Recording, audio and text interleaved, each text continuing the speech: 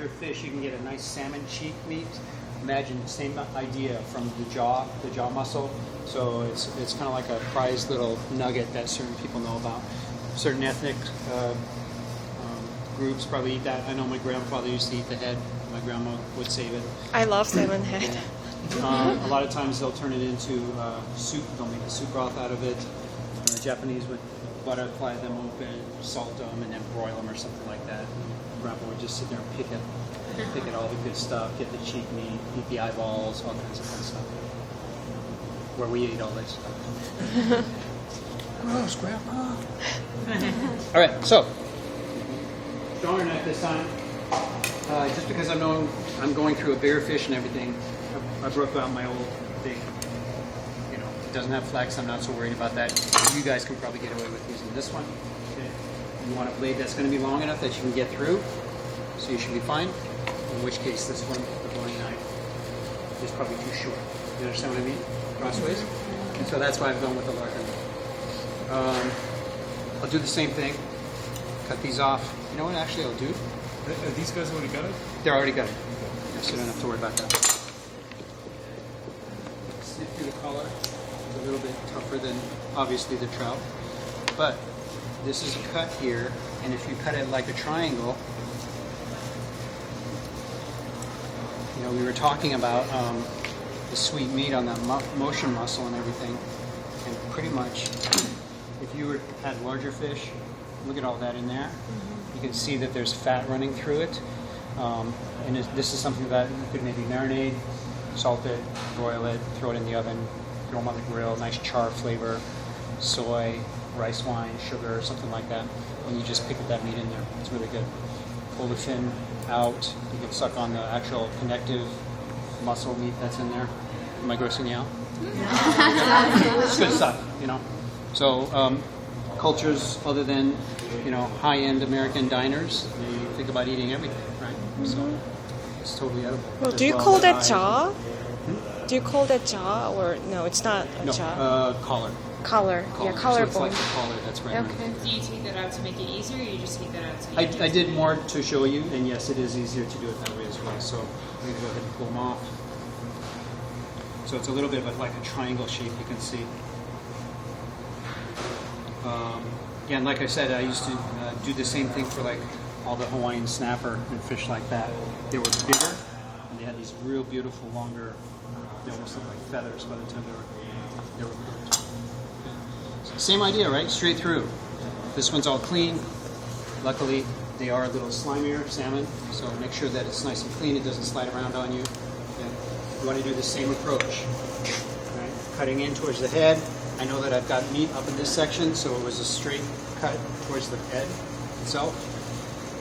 I'm going to get the tip of my knife in and turn it. It's right there. Okay, so now I'm flat, and again I can see. Go ahead. For consistency's sake, on the way that you guys cut before, I'll snip these off. Okay. Larger adipose. Why is it called adipose since that's fat? Adipose, just was curious if it related to anything. Yeah, I don't know. Okay. Okay. So Are you these can, ones sharper, or still pretty? as far as dope, Yeah, no, they're you still won't find fine. anything. So you know how I was talking about the rays, the spines in each one? That's basically what they're looking at. But no, they're not sharp. It's not like a weapon. It's not like the top one that is really sharp. Chef, I was going to say, my mum always used to get cuts. They were just like straight like this, and they used to have both sides. Yeah. Is that all it is? You just come straight down like So here? from this point, you would cut steaks. They call steaks, so it's like a horseshoe shape. Backbone's still in there. They say when you cook it on the bone, it's sweeter, it's got more flavor, it stays more moist, it protects it. So that's one way of doing it. It has a whole bunch of bones. Yeah, a bunch of bones, but that's what you got to pick through. Okay. Same idea then. Down to the backbone, flat, lift it up so I can see, and then same thing. I'm going to go through, and if I feel like I'm fighting a bone, then I'm going to back up a little bit and reset to make sure that I'm set at the right spot. Okay. Now you'll be able to hear the pin bones. Come on.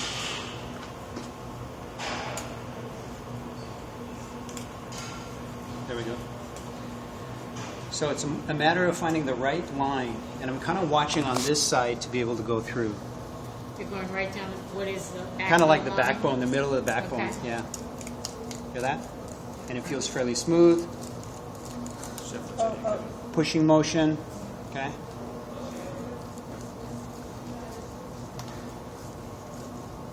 It's just those first couple of bits that you have to break. Yeah.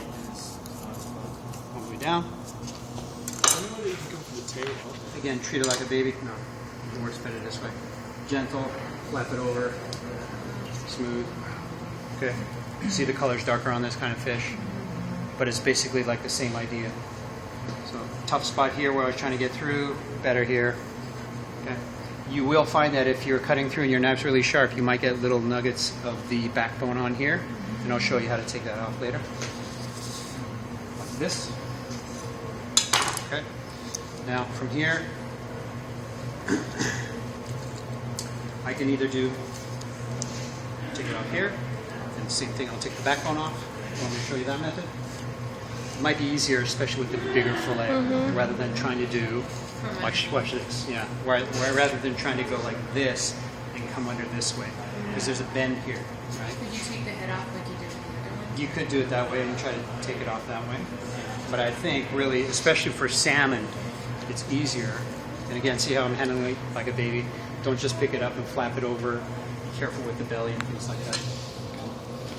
So what I can do is right in through here, snap that off. Okay.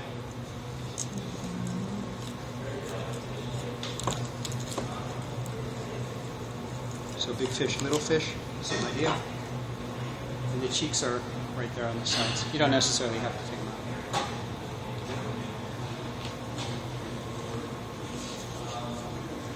And so now, same idea. Feel safer, use paper towel, use a towel, whatever it is. And you want to come up from underneath where I can tell the bone is right there. And I'm going to come across, clicking, right? Kind of aiming upwards.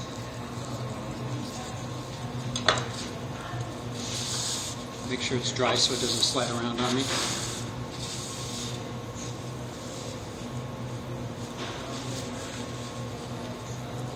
Okay, same idea. Get to the point where the backbone is going to be freed up. And my knife is going to be angled up just a little bit to get through.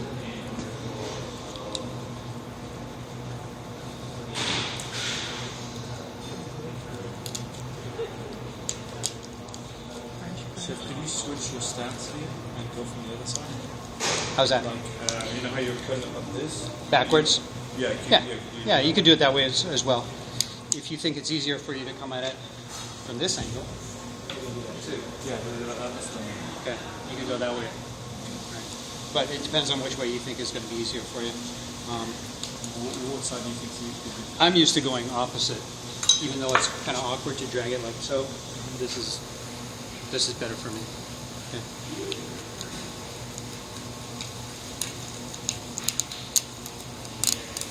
So just like take half skin, do you recommend that we pull? I'm kind of trying to tension? hold it. It's not so much that I'm tension, it's more like a grip to be able to get it off. Okay. So as you are coming down to the end, slow down a little bit. Watch out so that the knife doesn't go flying as you kind of get through. Okay. You hang on to this because we're going to want to scrape that. Okay. Right up here. We've got the connected part that was just like on the trout that you want to get off. You can drag your knife, drag it through.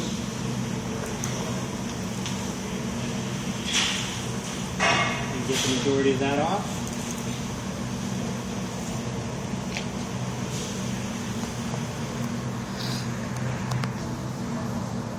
Feel any bones there, you got to peel those off as well.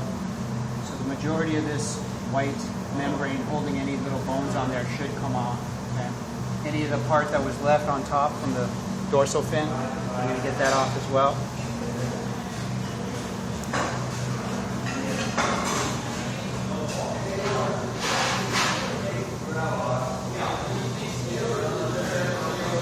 I can do as little hacking at the actual tissue, the flesh on top, that's the better, right?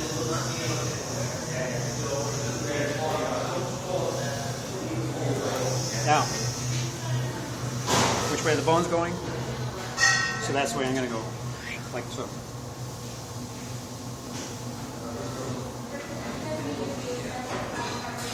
Flat, slow dragging. See how it flaps up? Smooth, it's not gouged or anything like that.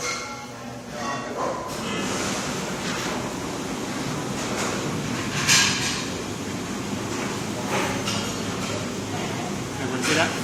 Bones are going back this way, my knife is going back this way. You'll find a point here where the belly is so thin and you know it's going to cook unevenly. It depends on what your menu is, what your chef wants to do. Here I've got some of the bottom thin part, the knuckle part, and this is all going to come off. Just roll it under the bone when it gets that way. You could do that. And again, that's one of the chef's calls. If they're okay leaving the flap on, but you want it to be even thickness instead of one thin belly part versus the thicker fillet part. So it really depends on your dish that you're actually doing. Okay. Here's that little knuckle of the fin, and this is where I'm pretty much going to start to cut straight across from here. So go here, right above that, straight back. Okay. So there's meat in here that can be used still. Right? We can clean that up, and I'll show you that in a second. Scrape these off. So you get the majority of all this extra things off so that all it is the nice flesh.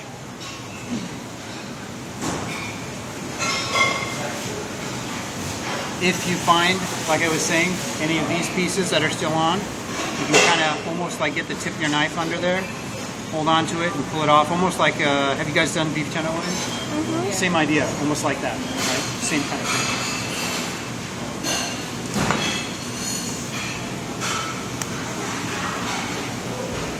Bigger bones, right? Easier. In underneath.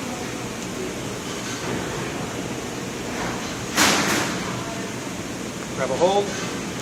Some chefs will say if it's hard to do that, you cut a little hole, poke it, and then you got a little finger grip where you stick your thumb through.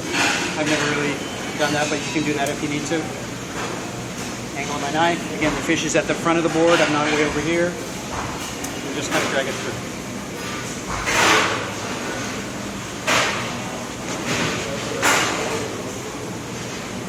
Slow down when you get to the end so your knife doesn't go flying.